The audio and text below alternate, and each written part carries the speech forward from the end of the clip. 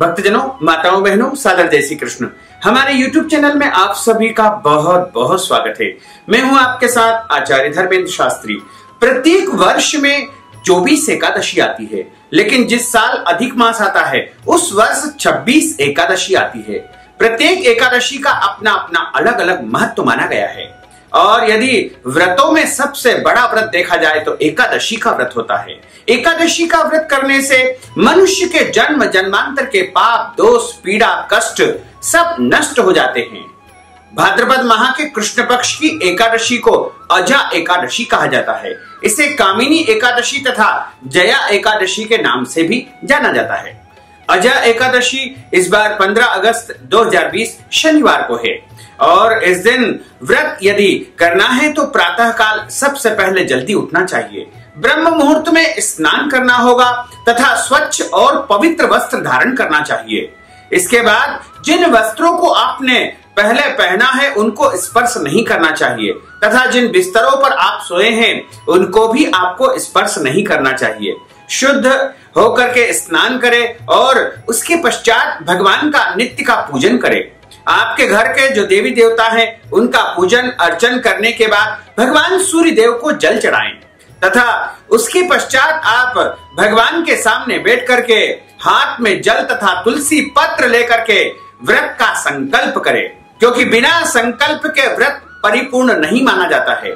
यदि आपकी कोई भी कामना है तो आप संकल्प में उच्चारण कर सकते हैं। यदि कोई कामना नहीं है तो भी आपको निष्काम भाव का भी संकल्प करना चाहिए। एकादशी व्रत का संकल्प करने के लिए आपको हाथ में जल लेकर के इस मुद्रा में हाथ को रखना चाहिए तथा हाथ में तुलसी पत्र रखना चाहिए। यदि संभव हो तो एक सुपारी भी आप रख सकते हैं या फिर पीला पुष्प और कुछ द्रव्य दक्षिणा, सिक्का आदि भी इसमें रख सकते हैं। यदि कुछ उपलब्ध नहीं है तो केवल जल और तुलसी पत्र लेकर के संकल्प करें।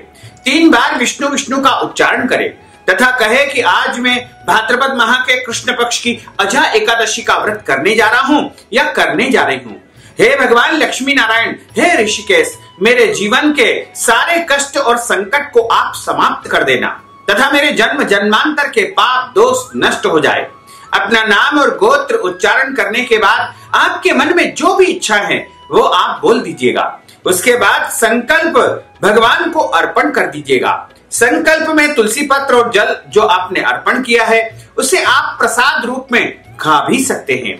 उसके बाद आपका व्रत प्रारंभ हो जाएगा। वैसे तो प्रातः काल ब्रह्म मुहूर्त से ही व्रत प्रारंभ माना जाता है और जैसे ही व्रत प्रारंभ होता है वैसे ही आपको अन्न का यानी भोजन का परित्याग करना चाहिए।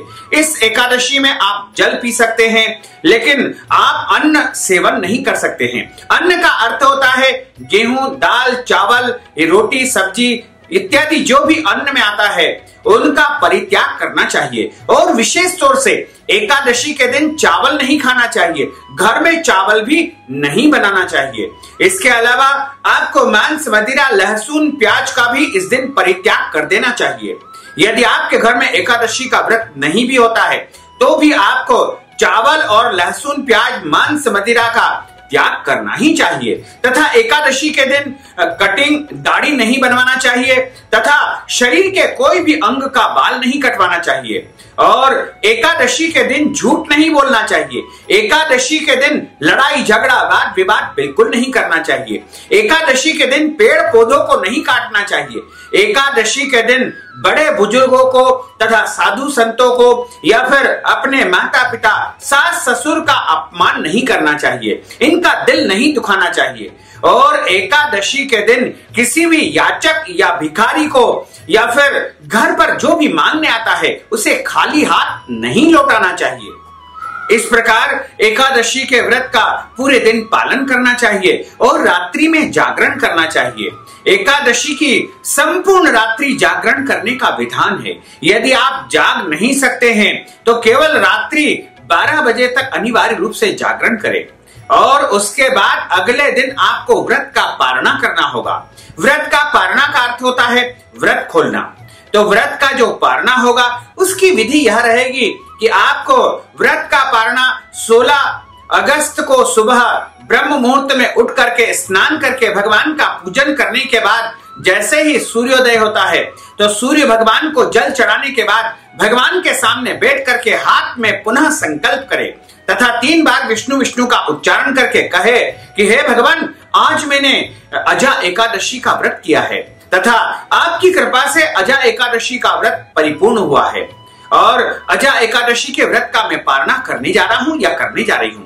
इसके बाद आप जल और तुलसी पत्र जो आपने हाथ में लिया है उसी को खा करके व्रत का पारणा कर सकते हैं, या अन्न खा करके, चावल खा करके, या भोजन करके, या फलाहार करके व्रत का पारणा कर सकते हैं।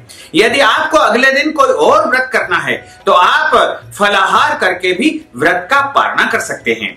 और एकादशी के दिन अन्न दान करना चाहिए तथा गाय को चारा भी खिलाना चाहिए और एकादशी के दिन जो है मछलियों को दाने चुगाना चाहिए।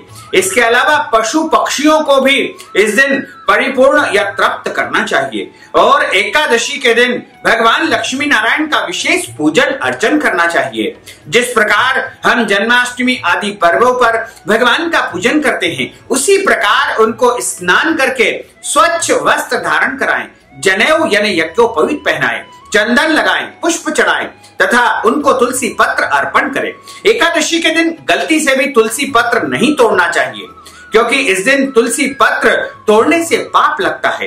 यदि आप चाहें तो तुलसी जी के नीचे जो पत्ते गिर जाते हैं या फिर पुराने सूखे तुलसी पत्र को धोकर बार बार उपयोग किया जा सकता है। चढ़े हुए तुलसी के पत्ते या तुलसी की डंडी या तुलसी की मंजरी को भी आप उपयोग कर सकते हैं, लेकिन गलती से भी एकादशी के दिन तुलसी पत्र नहीं तोड़ना चाहिए। और इस दिन भगवान का अच्छी प्रकार से पूजन अर्चन करने के बाद उनको भोग लगाना चाहिए। फलाहार या फल का भोग उनको लगाया जाता है। इस दिन फल का सेवन आप कर सकते हैं और दूध से बनी मिठाई या दूध से बनी कोई भी वस्तु का आप सेवन कर सकते हैं, लेकिन ध्यान रखें कि जो भी आप फलाहार में सेवन करना चाहते हैं उसका भोग यानी नैवेद्य भगवान को अनिवार्य रूप से लगाएं और उसके बाद भोग के आसपास आप 3 बार जल छोड़ें और भगवान से निवेदन करें।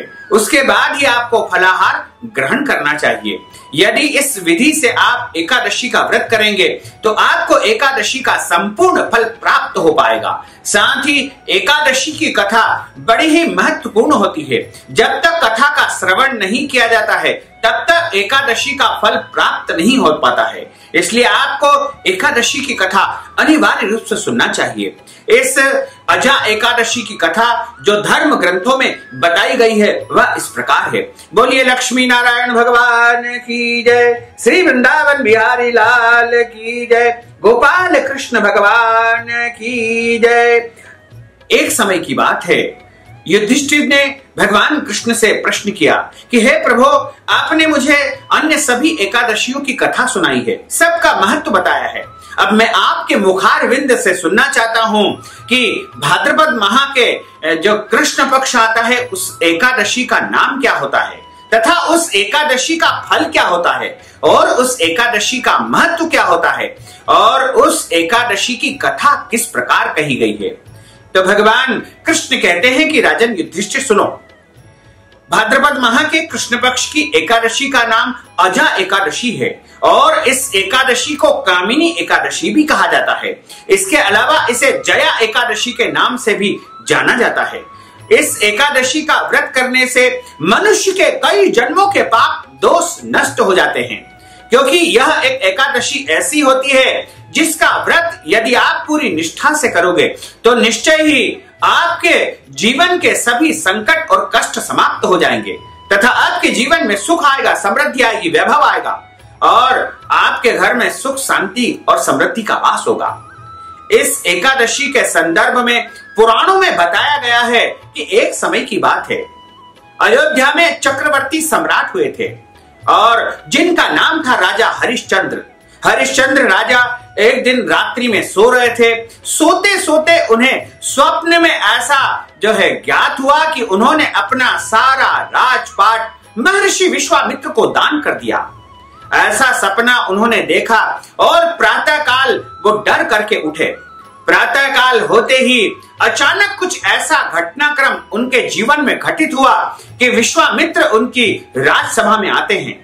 और एकाएक सारा राजपाट उनको विश्वामित्र को दान करना पड़ता है।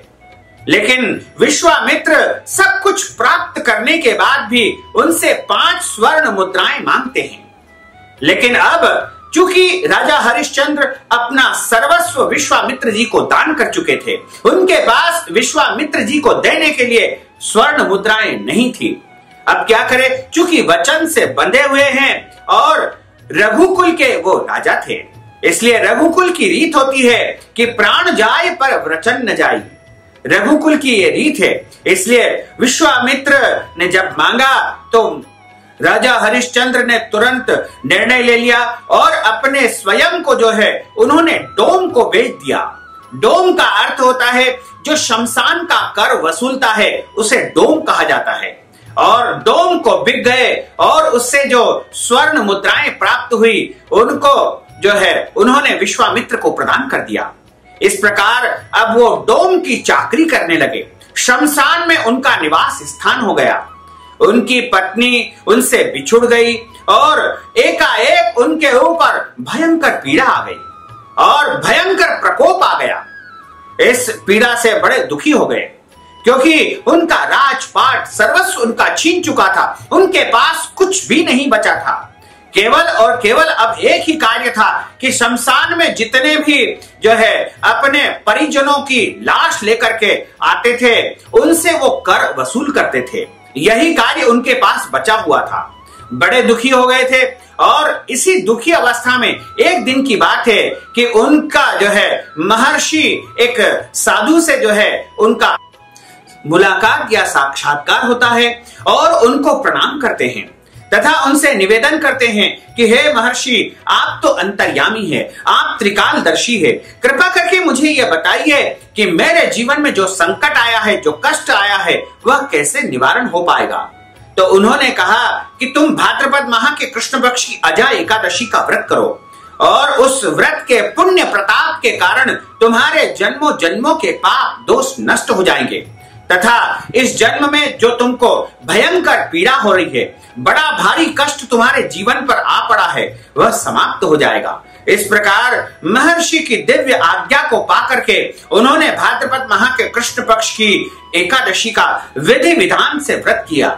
लेकिन एकाएक क्या होता है कि उनका जो पुत्र था उसकी मृत्यु हो गई और उनकी पत्नी उसे जलाने के लिए शमशान में लेकर आती है और अपनी पत्नी से जो है वो कर की मांग करते हैं, क्योंकि उनका तो काम ही था कि जो भी व्यक्ति शमशान में अपने परिजनों को जलाने के लिए आते थे उनसे कर मांगना। अब चूंकि वह तो सत्यवादी थे, सत्य पर उन्होंने अपना सर्वस्व समर्पण कर दिया था। अपनी पत्नी से भी उन्होंने कर मांगा, लेकिन उनकी पत्नी के पास देने के लिए कुछ नहीं था। तो साड़ी का पल्लू फाड़ करके अपने पतिदेव राजा हरिश्चंद्र को उन्होंने प्रदान किया।